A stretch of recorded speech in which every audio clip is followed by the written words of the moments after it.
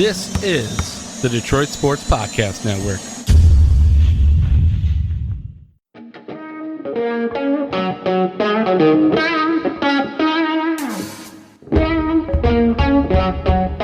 The biggest icon in podcasting.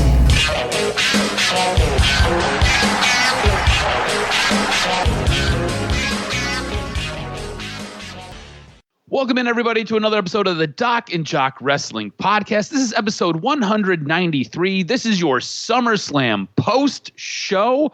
I'm your host, Adam the Jock Strozinski. On today's episode, we've got some contract news going on with WWE, who signed a new contract, who's been offered a new contract, and where this superstar may end up. Of course, we're going to take a look at all the biggest stories going on in the wrestling world. And, of course, we've got to give our review of SummerSlam. I don't know if you can tell by my voice, I was less than impressed. But doing it with me, as always, he's the guy who's going to tell me I'm crazy and SummerSlam was great. He's the one. He's the only. He is the Doc, John Macaroon. Cuz, what'd you make of SummerSlam? Hey, it was good, but was it to the point where it was top four? No. But we got a return. We got a couple of returns. Good things, bad things. But by and large, it was watchable, a little long. But I think in regards to holding it up against the quality of SummerSlams of past, it didn't hold up. And unfortunately, you had matches that didn't belong. You had situations that were really unacceptable at high levels. And we're here to break it all down, baby. It was okay, but I just think that some of the booking decisions as well left a lot to be desired. So here is my issue with SummerSlam. One, I found it to be incredibly boring. There were a lot of matches on this card where I was like, this looks like it could be really good. And then the presentation that I got absolutely sucked. I didn't like what they were doing with some of these stories and how it's going to unfold going forward. I thought kind of the way the entire show was set up left a lot to be desired. I mean, let's just kind of jump in with what took place. So Big E defeats Baron Corbin. That's your pre-show. No big deal there, okay? This sets up for Baron Corbin's new character that we see debut on SmackDown. RK Bro defeating AJ Styles and Omos to win the titles, I thought was fantastic. That was a high moment for me. But you follow up this high moment with this really awful match between Alexa Bliss and Eva Marie. Didn't make any sense to me. Of course, Alexa Bliss defeats Eva Marie. It was a short match. It didn't need to be there. I felt like most of these matches felt extremely rushed. Like they had too much of a jam-packed card to really give any of these matches any time. That's then followed up with a good match between Damian Priest, who beats Sheamus to become the new United States World Champion. Thought it was a good match. It could have used a little bit more time, but I thought it was a good match. I mean, you really highlighted a young, up-and-coming wrestler in Damian Priest against a grizzled vet like Sheamus. Thought it was fine. Usos defeat the Mysterios via pinfall. I think we all kind of seen that on the wall. This is where things really get a little bit sideways for me, okay? So I'm starting to get a little bit bored by some of this show at this point. Bianca Belair comes out. She's always a highlight for me. I love Bianca Belair. I think she's fantastic. All right. We are all waiting on pins and needles for Sasha Banks to come out. They announced that Sasha Banks cannot come out or will not be coming out. She wasn't medically cleared. WWE knew this for weeks that she wasn't going to be medically cleared. So they bring out Carmella. And we're like, all right, well, whatever. This will be another 30-second match. No big deal. Only for Becky Lynch's music to hit. And I popped so hard. Like, I had people over watching this. I was trying to get you over, but you had to do football duties.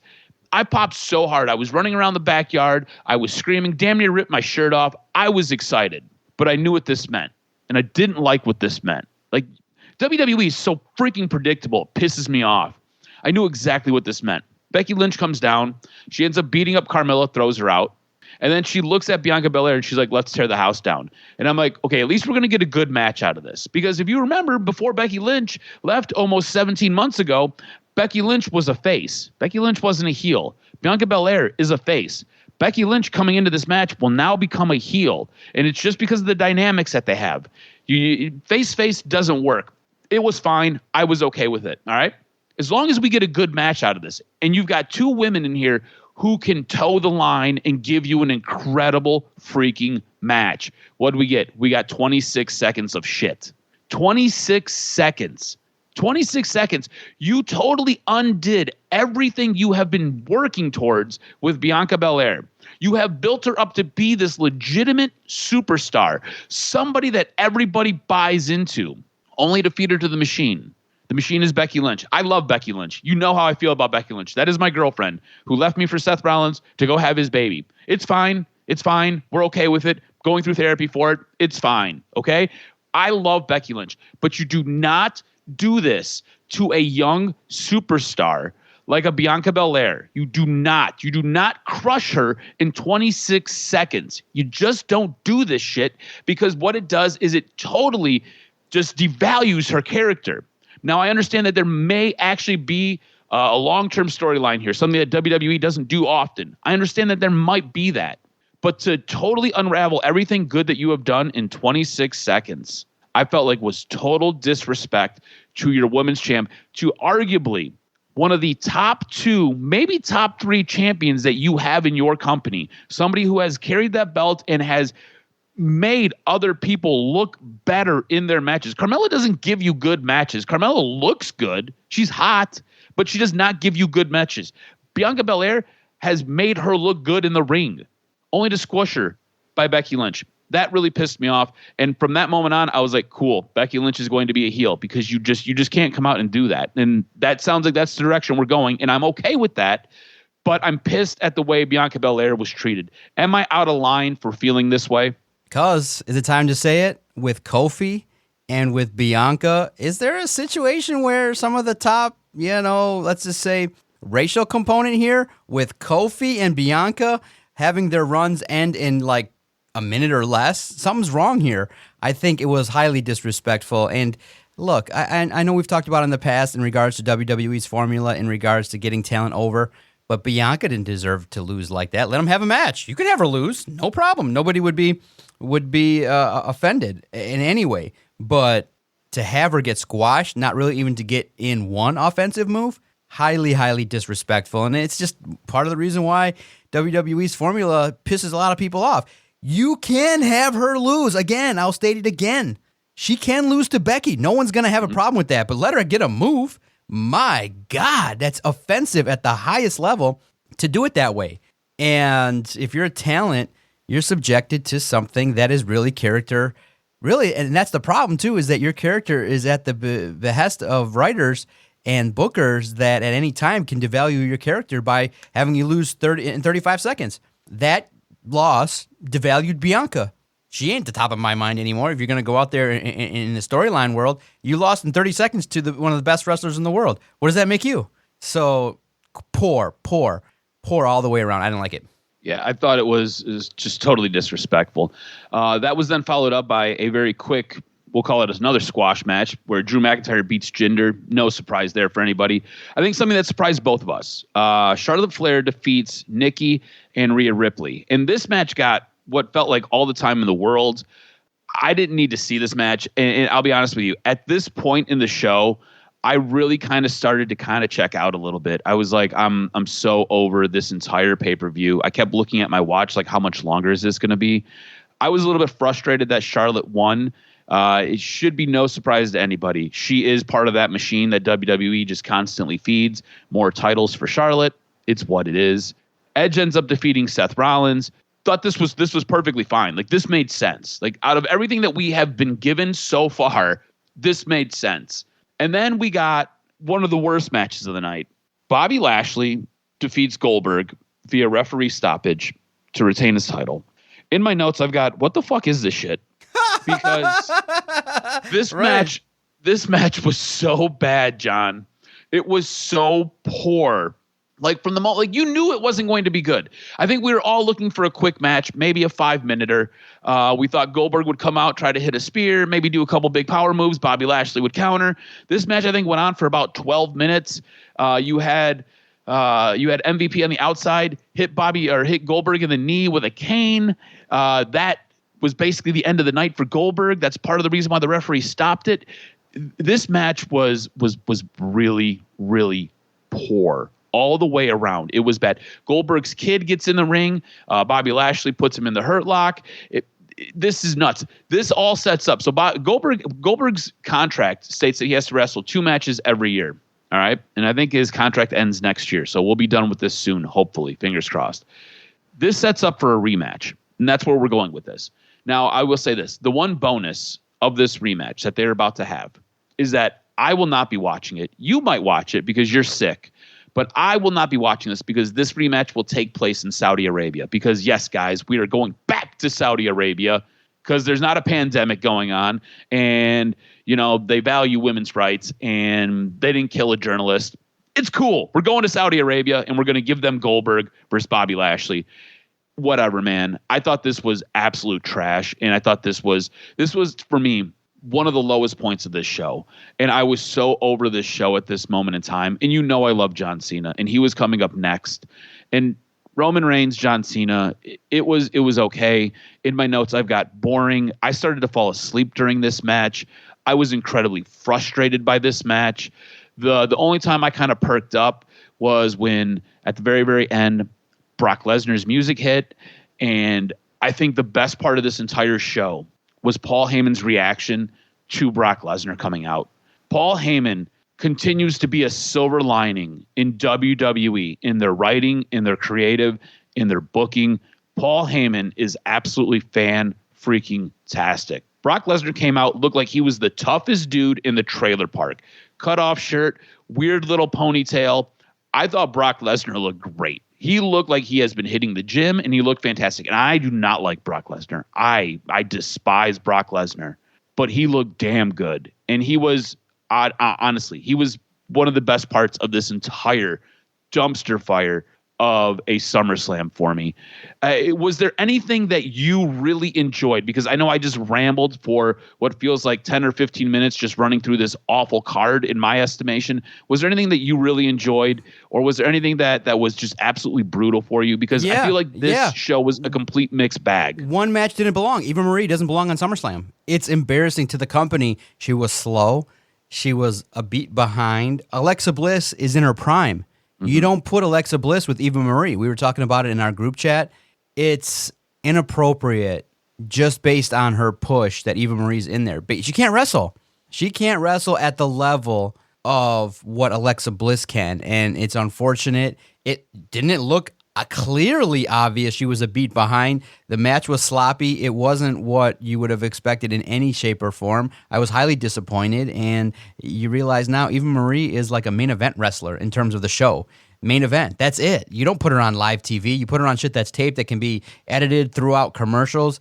You don't believe that she's a real pay-per-view main event quality talent. I mean, it's bad. When Eva Marie was coming back, the one thing we talked about was she can't be in the ring. Like, she looks good on the side.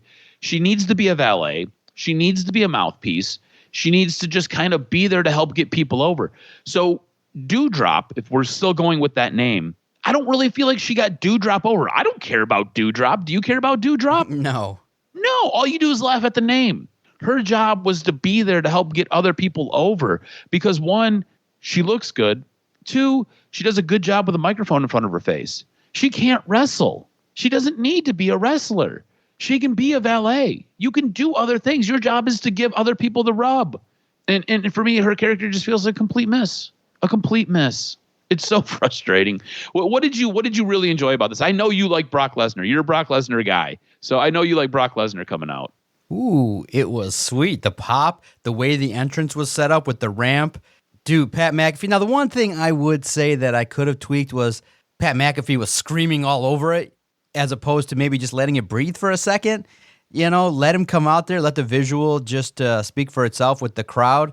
But it was cool, man. It was definitely cool to see. And you're hearing notes that maybe Brock Lesnar is going to be there for a little bit of time. So his deal is the best deal in wrestling. And he's sitting there. Once CM Punk debuted, he's like, I'm sure he probably got 14 text messages with dollar sign emojis and ha ha ha smiley faces because he's going to wrestle, 4 times a year and get like over $4 or $5 million. So it's going to be great. He's going to have the best deal of all time. Here's a little background on his deal. It sounds like he's going to be in WWE for, like you said, a little bit. It sounds like it's going to be about a year and a half. That's how long his contract is for.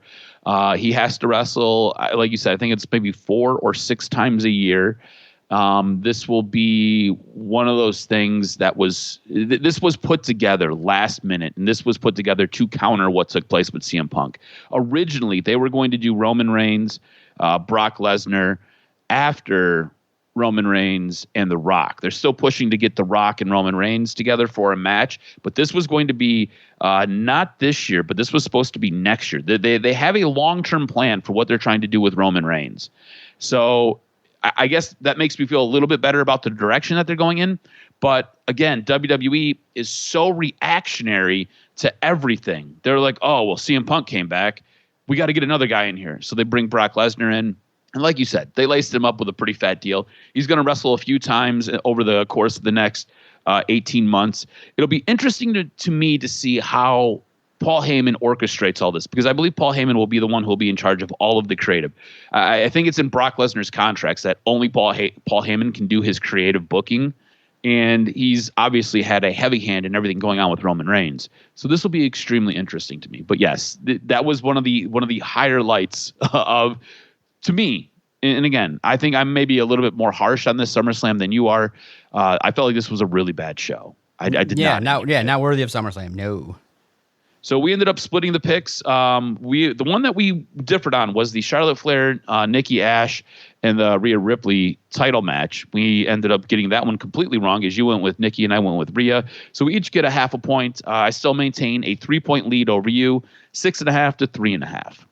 All right, let's jump into Raw. So generally you get excited. You had SummerSlam, so normally the Raw after SummerSlam or the Raw after a big pay-per-view is usually going to be great, as well as the SmackDown after a big pay-per-view are going to be great.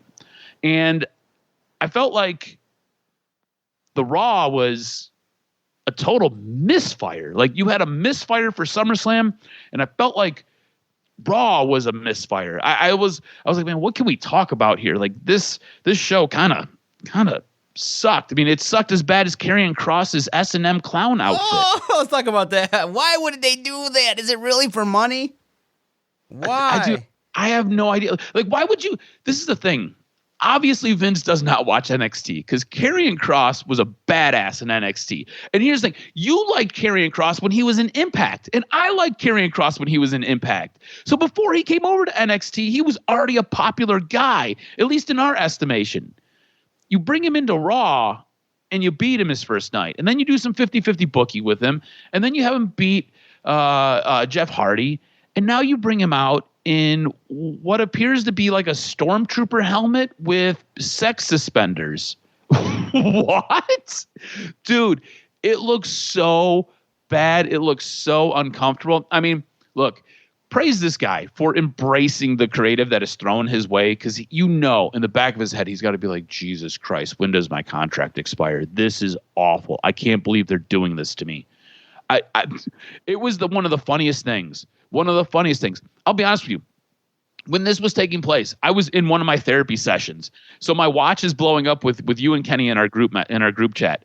And you guys are talking about it. So like, I get done with my therapy session. I come out and I'm like, what is going on? So I had to quickly rewind WWE. I had to rewind Monday Night Raw, and I had to get caught up. And I was like, Jesus Christ, you got to be kidding me. Like, why would you do this to this guy? He is an absolute badass. And you make him look like he's a clown show. Doesn't make sense to me. Absolutely doesn't. What did you think about The Miz and Morrison breaking up? So sad. So predictable, though, right? Right. Oh, yeah. We all knew it was coming. Again. How many times does The Miz have to turn on Morrison before John Morrison realizes what the hell is going on? Look, I think this might be the best for both wrestlers, though. Like, The Miz is an absolute stud by himself. John Morrison has he has this intrinsic comedic value about him, but when he gets serious, he is a great serious wrestler. Like John Morrison, I feel like is a guy who is really underrated, almost like The Miz. Like we both talk about how underrated The Miz is, a guy who never gets hurt. The one time he gets hurt was just recently in his match against Damian Priest at WrestleMania. The Miz has never been hurt, shows up every single day. John Morrison, I feels like the same thing, right? A guy who you can put him in just about any situation. He'll make the best of it. It's going to be interesting to see how this feud helps set these guys up for future success. I think that might have been the best thing to come out of this Monday Night Raw. Like, I felt like Raw was just kind of a dumpster fire for me. Ugh, yeah, not the best. It was not very good. No, it was not. I look at it and I say this. You're starting at least to see the top angle, which is really sweet, which is Randy Orton, and you're starting to see Riddle really take shape on the card, and it's established. Riddle's going to be a mainstay, a player. Dude, and his matches. He is the best part of Monday Night Raw. But credit to AJ Styles for also making them, too, through SmackDown and the matches that they've had. AJ Styles will play a part in it and will make Riddle a better wrestler. It was cool to see the present. Little long on the promos, in terms of what they were doing. But by and large, I was disappointed in terms of maybe the debuts, too, as well. Weren't, like, spectacular and nothing ground-shaking, which you usually get. But, yeah, by and large, WWE is doing their entertainment thing, and they keep on keeping on. Yeah, it's good old WWE doing what WWE does. NXT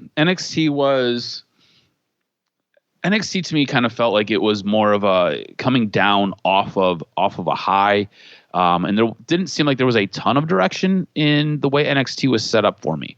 All that being said, I think what you have started here with Legado del Fantasma versus Hit Row is one of the most interesting storylines that they have going in NXT right now.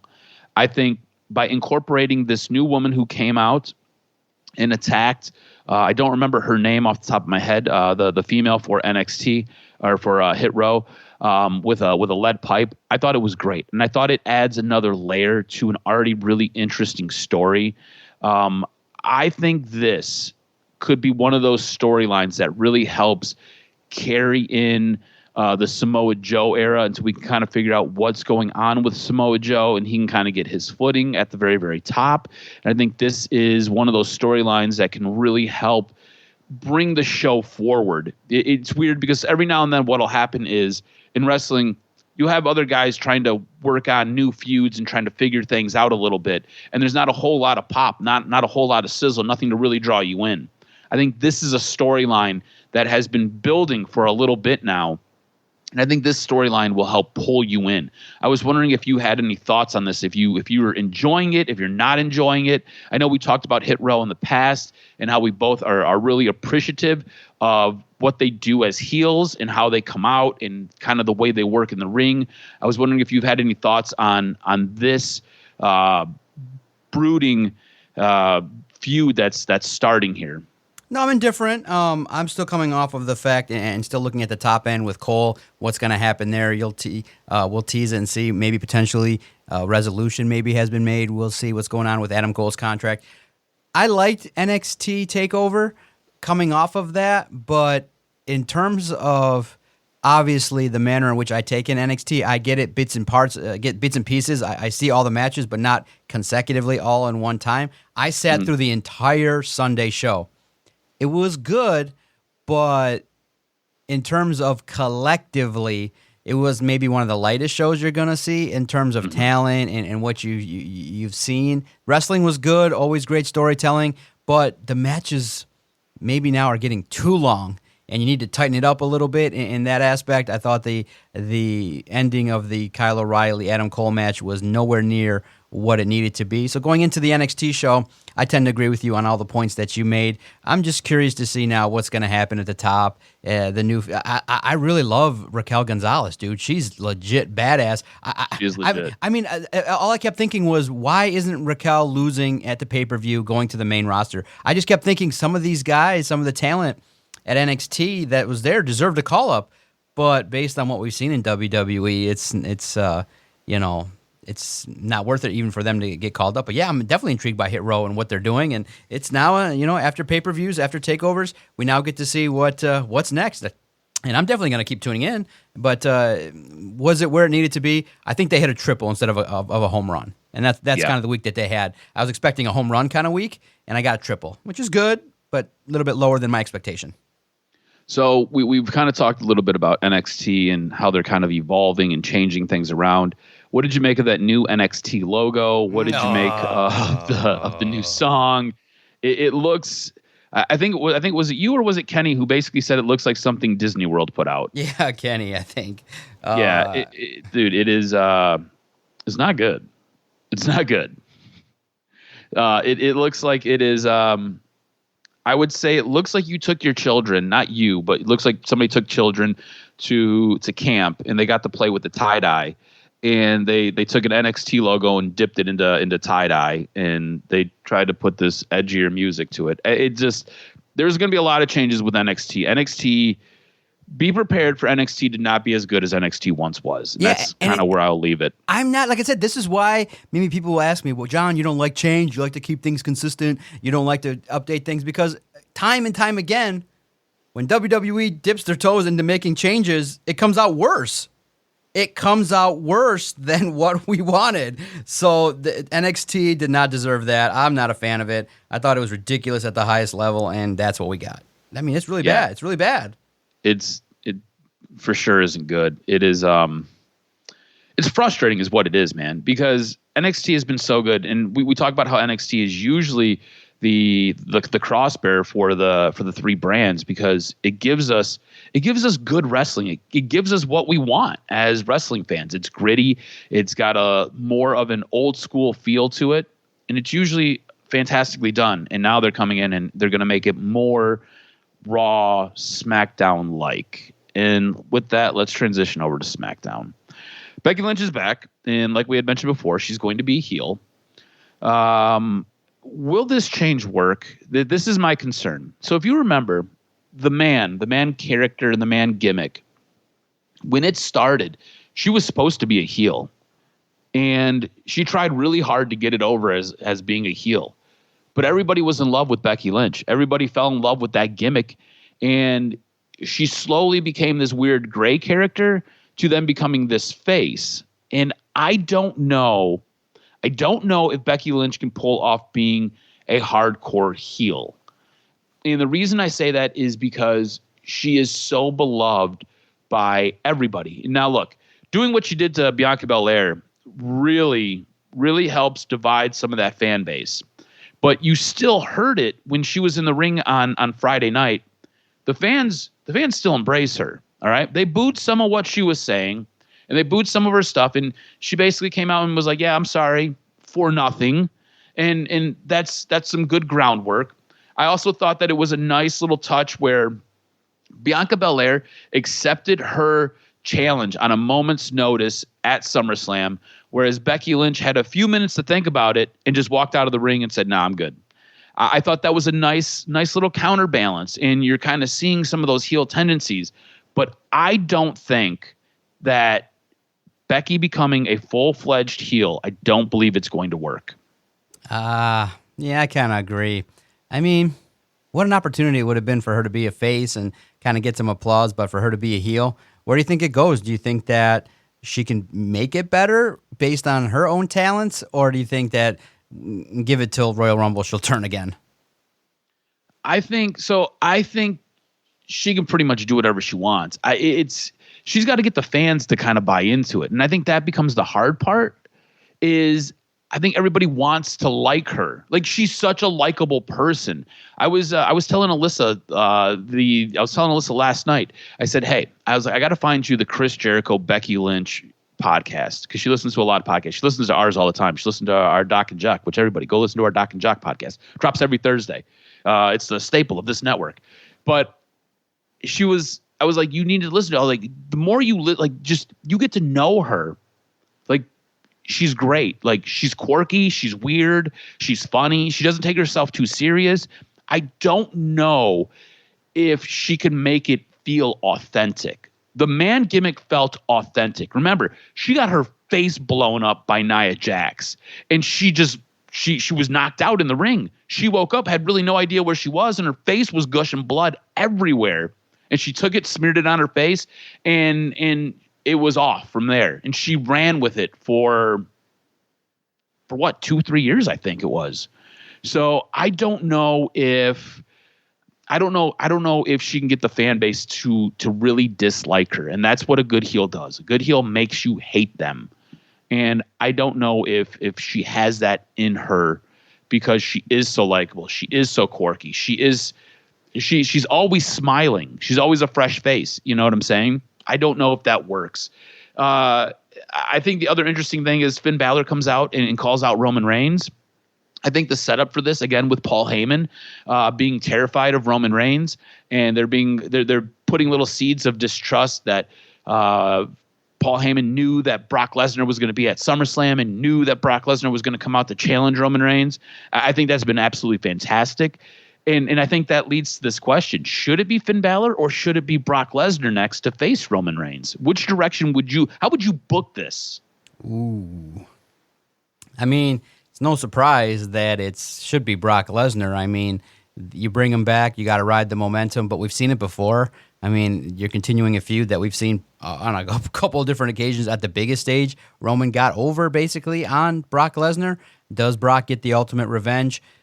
Problem is, you don't really want to have the champ be Brock Lesnar on a short-term basis. Finn Balor would be the working champ, but it's not Finn Balor's turn yet. He needs a couple more feuds. It's not Finn Balor's turn, unfortunately. He's not the top of the company. Yeah, you don't, and he hasn't done nothing to warrant him skyrocketing anybody that's bigger than Brock Lesnar. So it's the part-time big money, big draw Brock Lesnar.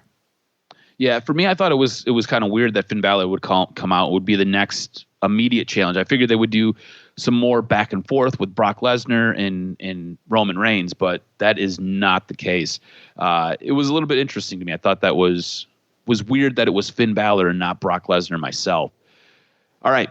You want to give us your quick review of Impact? It was awesome, dude. Christian Cage was there, and he was teasing the idea that why is Ace Austin even in my league in the conversation? It was great. It's great to see Christian Cage kind of be the top guy in Impact, and then be kind of up and comer a little bit, the challenger at AEW. But it's great to see. He looks the part. The older version of Christian Cage really looks strong. I liked it. I think that, teasing that he was going to be there and saying that, this is an opportunity for, the world champ to speak on things was great. Chris Sabin started. The first match of the night was Chris Sabin taking on Sami Callihan, and Chris Sabin got the victory. It was high intensity, great way to start the show. Another example of what you can do is start a show with a great match. You had Deonna Purrazzo interrupting Mickie James. James was out there promoting the NWA Empower Women's event, and she was highlighting what was going to go on, and then boom, Deonna Purrazzo shows up. So that was awesome. I liked it. David Finlay took on Chris Bay, with Bay going over. Then we get the top of the hour. We get the Impact World Champion, and we get just prior we get a backstage promo from the X Division champ Josh Alexander.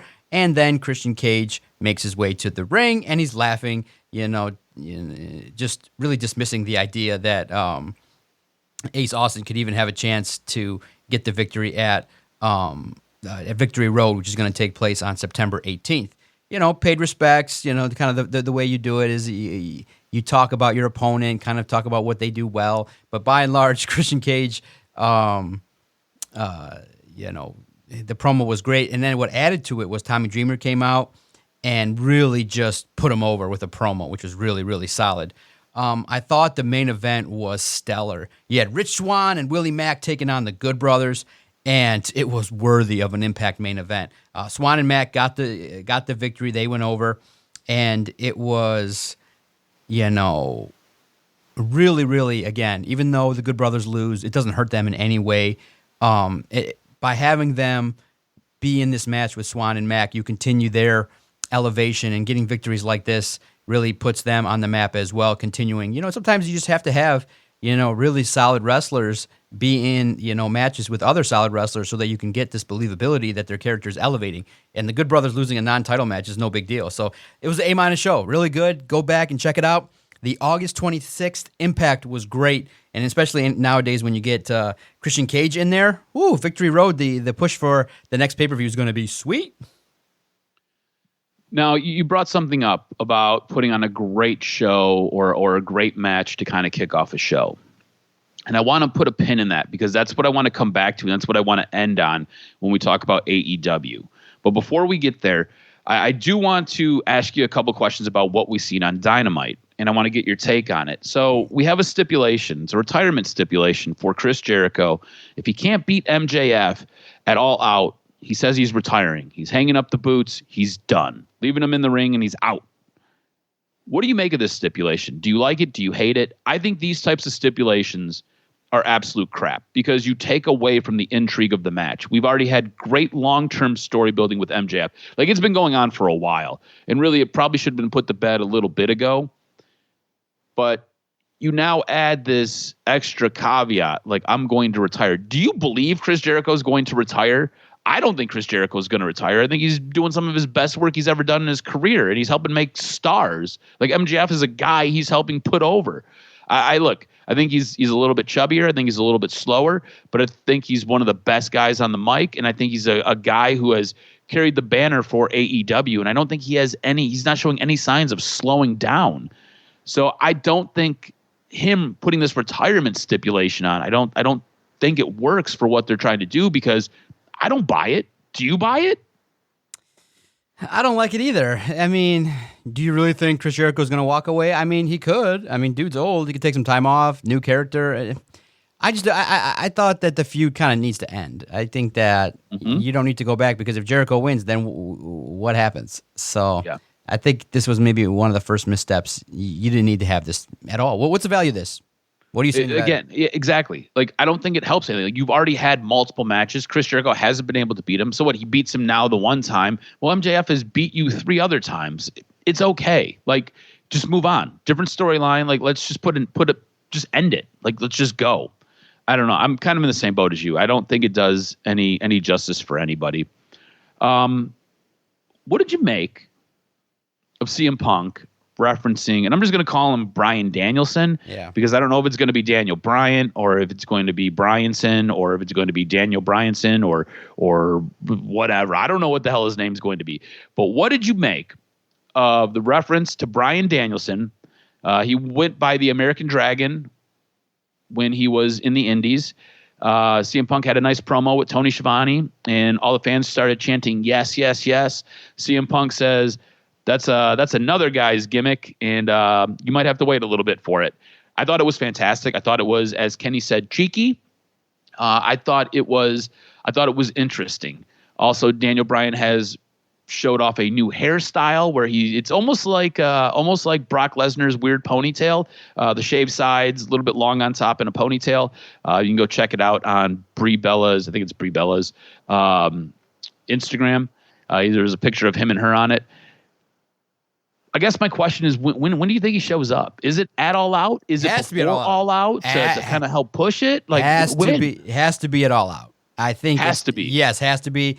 Maybe the line of you have to wait a little bit, maybe being the 5th, maybe being the Dynamite after. It doesn't matter when it is. We know it's coming. It's coming. You don't reference it unless it's coming. So the one thing I'll say about Punk's thing, kind of felt a little bit like too much copycatting off of the entrance, off of the first time around. Kind of had the same camera angle, same kind of flow to it. I thought it was an A- promo when you know this guy can deliver A every time. It was good, but I guess the best way to put it, a little bit too off script. You don't have to have total every word scripted, but you kind of want to stick to some bullet points. And I thought the promo just kind of was just a little bit all over the place. But like I said, it was awesome to see. I was pumped up for it. I was like, tell me when it is. I got home right at the right time when it came on. But it's CM Punk. And you're not going to get the same pop, the same reaction. But, hey, it's the CM Punk tour. And let's see it go down now as we progress toward the pay-per-view. All right. So this is something that I've noticed in the last 2 weeks on Rampage. You get your best match. You get your most interesting piece to kick off the show. Now, I had no problem when CM Punk opened the show. I thought we were all waiting for it. We've all been talking about it. It was the worst kept secret in wrestling. This week, you had Jurassic Express versus the Lucha Brothers. All right. I thought this might have been one of the best matches we've had all week. It was fantastic. Both these teams work well together. I think it puts over the right team for a really interesting All Out when the Lucha Brothers will take on the Young Bucks. I thought it was an absolutely fantastic match to open with. And I think what is happening is instead of getting that build in a show, you are getting a lot of sizzle. You're getting a bit of steak. You're getting everything that you want at the very, very beginning. And then what happens is as the show goes on, the crowd tends to taper off and they get tired. I don't think it helps that the last couple Rampages, if I'm correct, they have been taped right after Dynamite. So I don't think that necessarily helps because you have a crowd that has already been sitting and watching wrestling for probably 2.5, almost 3 hours to then give them another hour of wrestling. And sometimes it can kind of, it can wane on you. We talked about how 3 hours of Monday Night Raw sucks the life out of all of us. So I think there may be a bit of a mistake in the way that they are booking Rampage. And if you notice how the crowd just kind of gets flat somewhere in the middle of Rampage, and then they try to bring them up at the very, very end, it's not hitting that point that they opened the show with. Do you think that Rampage, when they put it together and they're booking the show out, needs to make a bit of an adjustment, a bit of a tweak? Absolutely. I think they need to make a tweak. Obviously, they'll learn and they'll see how the ratings come through in regards to different segments, and we'll see it play out. But yeah, I think it's not hitting exactly the way in which we would like. Is that an accurate assessment? Yes, I feel the same exact way. It's one of those things where I feel like it's a good show. Like it is one of the quickest hours in wrestling. They say that and it's absolutely accurate. Like I feel like the show starts and I'm like, oh man, it's already over. And it is such a good show, but there's a point where in the middle of it, you're just kind of like, huh. And this is how I can tell if I'm really into a match, right? I'm constantly on my phone, whether I'm tweeting something or I'm looking at Instagram. Usually you send me some chicks I got to check out, or if I'm just kind of like looking for anything and everything, or I'm playing a game on my phone. When Jurassic Express and Lucha Brothers kicked off the show, my phone was at my side. I paid a strict attention to what was going on. In that middle part, I picked up my phone, started playing with my phone. By the time the main event rolled around, which had Kenny Omega in it, and it should have me really interested, I was kind of like, all right, well, this is good, but I still play it on my phone. And that's how I can kind of gauge myself and gauge my interest level in what I'm getting. And I feel like they just kind of have to move some of these things to the back, like move a couple things forward, move a couple things back. Like the way the show should run is it should start off slow. It should be a slow burn and build and build and build and give you what you want at the very, very end.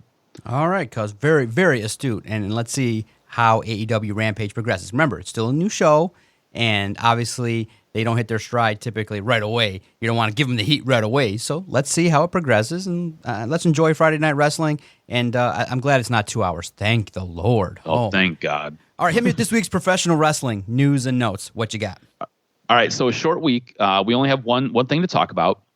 And I just kind of want to put this out there, and I want to have a brief conversation with you because I know we've got to wrap up a little bit here. I've been keeping you on way too long.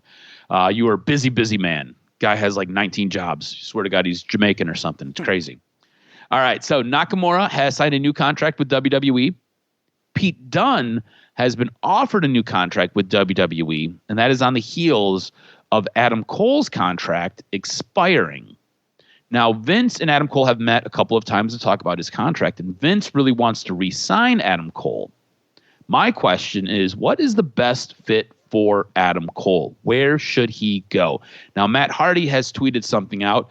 It was a picture of Adam Cole when he was younger in ROH, when he was the ROH champion, and it was a picture of Matt Hardy as, I believe it was a tag team champion, and it said something along the lines of Star Maker, which, Matt Hardy taking credit for making Adam Cole a star, which I thought was funny and interesting and a little bit tongue-in-cheek. But where does Adam Cole end up? Where should he go? Especially with a changing landscape in NXT. AEW. No doubt about it. It's an easy discussion. What discussion? AEW will maximize his talent. He's in a prime position to cash in if he stays at WWE, but if he wants to have good creativity, be with people he cares about, have really amazing matches with people that are more in his weight class, great, because Vince is going to be like, I got this good shit idea. I think you should go up against Keith Lee and really, really let's test your skills out. And so then he walks into his debut looking like the most tiny midget against Keith Lee. And then he's going to be like, we got a great idea. I think you're going to lose. And then next time, I really got an amazing, stellar idea.